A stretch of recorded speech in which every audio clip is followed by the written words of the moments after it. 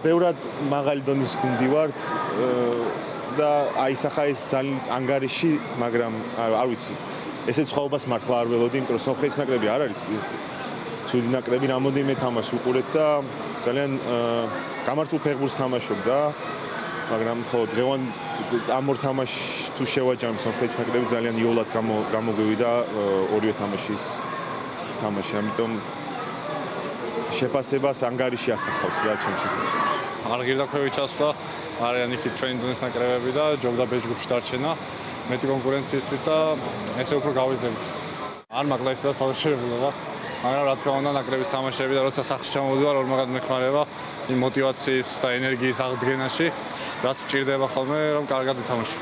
ისტორიული სტადიონია, ყველამ ვიცი და ჩვენ უფრო დიდი ისტორია შევძინეთ ამ სტადიონს ერთი წლის წინ და ბედნიერი ვარ, რომ დღეს აქ დავბრუნდით და გამარჯვებით დავიწყეთ ახალი წელი. კარგი შეკრება გამოვიდა, ძალიან ბედნიერი ვარ.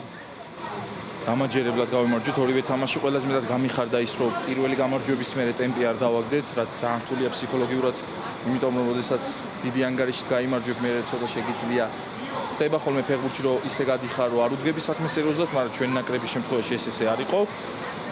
ისე გავედით, სამწუხაროა გული დამწყდა, რომ მაინც ერთი გოლი გაგვივიდა, მაგრამ 9 გავიტანეთ და ბედნიერი ვარ რა.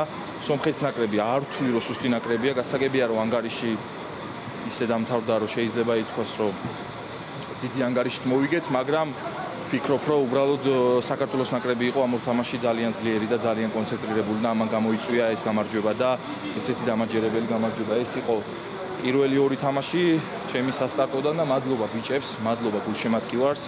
გვერდში კომისთვის ძალიან was important for us to qualify to win. მნიშვნელოვანი იყო ამ თამაშების მოგება და ბ-ლიგაში დარჩენა, რადგან მხოლოდ ძლიერ ნაკრებებთან თამაშით შეგვიძლია გავაგრძელოთ განვითარება. მაყოფილი ვარ პირველი ტაიმით, რომელშიც მაღალი ინტენსივობით ვითამაშეთ, მათ შორის თავდასხმაში. მეორე ტაიმი შედარებით განსხვავებული გამოდგა. საინტერესო იყო შეცვლაზე შემოსული ფეხბურთელების ნახვა. რთულია იმის თქმა, დაუბრუნდებით თუ არა სამი ცენტრალური მცველით თამაშს. ამ ტაქტიკაზე გადასვლის გადაწყვეტილება 3-4 წლის წინ მივიღეთ.